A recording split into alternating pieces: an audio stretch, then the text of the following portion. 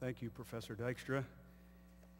And I also extend a hearty and warm welcome to all of you from the seminary. But I'll have opportunity to do that more in the coming days.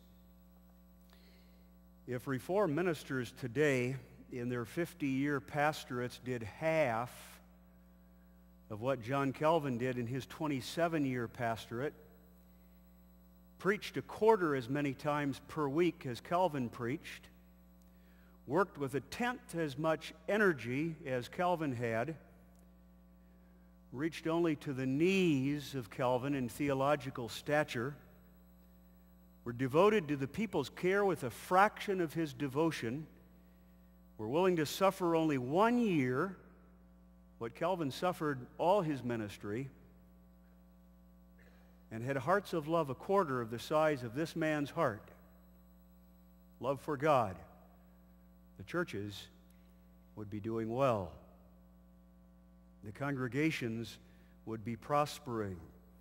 The denominations would be strong.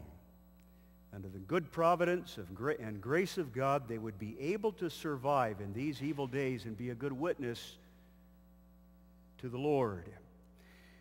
When a Reformed minister today reads about Calvin's devotion to his work because of his devotion to his God, the first response is shame. Lord, what have I done with my ministry? Lord, how have I used my time? Lord, what did this man do? And what have I done in comparison to that? But he might also respond differently. Understanding, first, that God gives men of Calvin's stature and strength very seldom, that God provides to the church men of that capacity and that caliber very infrequently, and that each man is to work with the gifts that God gave to him.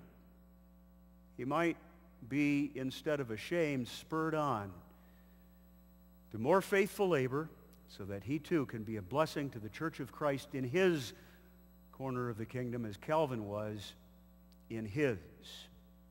I want to give you today in this introductory speech not a biography of Calvin, but a little taste of the kind of ministry that this man had.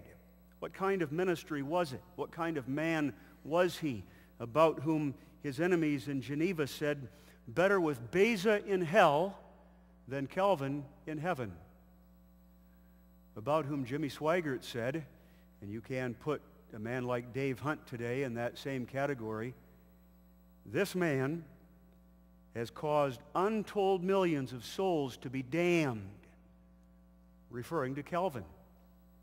About whom the Oxford Dictionary of the Christian Church wrote, he was the, quote, cruel and unopposed dictator of Geneva.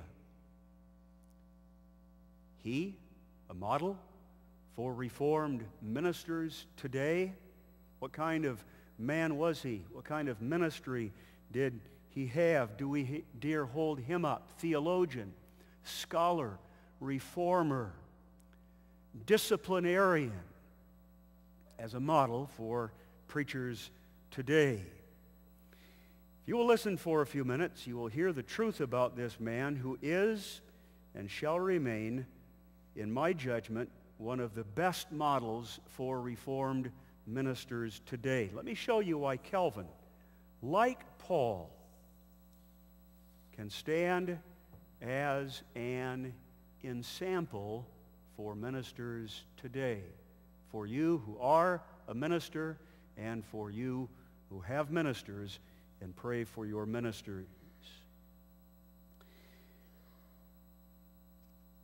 If we were to rewind the plans for this conference about 2 years, I would propose with some seriousness that the entire conference be devoted to this one topic. There are enough subjects in connection with Calvin as a model for Reformed ministers today to occupy us for 3 whole days. And before I was able to condense and collate all of my subjects down into 6 or 7, I had 16 different topics that would serve well to make Calvin for us a model. But I have 6 main headings with one main conclusion, which means there are 7, that hold Calvin forth as a model for Reformed ministers. Let's get going. First, Calvin is a model for Reformed ministers because John Calvin was personally upright. John Calvin, as a minister, was personally upright. Now, that's not what his enemies said about him. They spoke evil about him, accusing him of the worst imaginable, pinning labels on him that would draw defamation lawsuits today. One of the first biographies of Calvin, written 13 years after he died by Jerome Bolsek, who for a time was a Reformed minister and then returned to the Roman Catholic Church,